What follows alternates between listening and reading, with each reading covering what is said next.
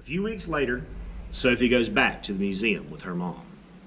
They can't find Felix anywhere, but there on the floor lies a colorful envelope.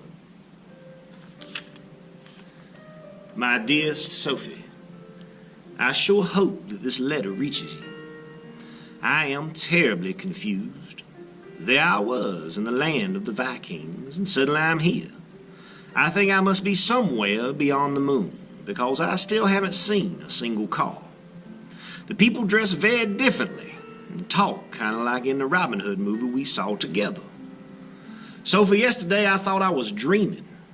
A horse went by and under its saddle was a colorful bedspread. And in the saddle sat some sort of extra large tin can, except it was holding a sword in one hand. I followed their tracks. They rode to a genuine castle with watchtowers and drawbridges. Standing in front of the castle were guards with helmets and real lances. I got into the castle grounds and climbed up many, many stairs.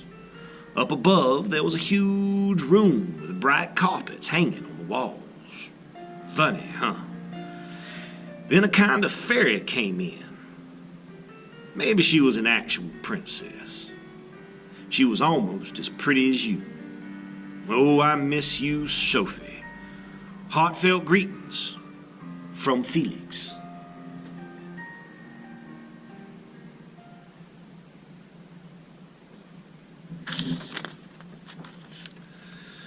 Sophie reads the letter twice, right away. She can hardly believe that Felix has written her again. Mom, just look, she calls. Another letter from my Felix. Mom takes a look at the letter and is amazed. It sounds like Felix has landed in the Middle Ages.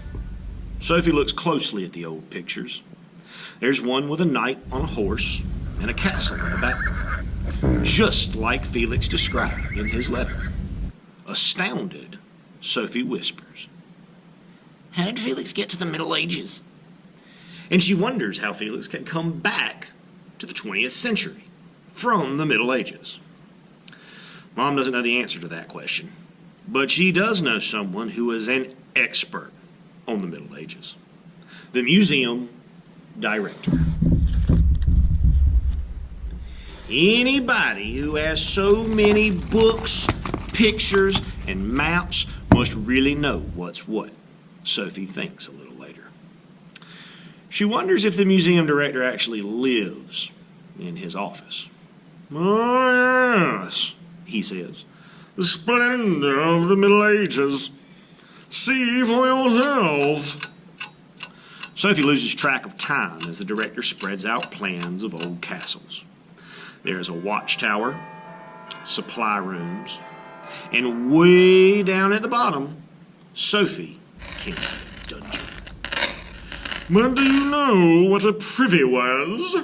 he asks with a grin as he points out a small structure above the circular wall. There, high in the air, was the bathroom.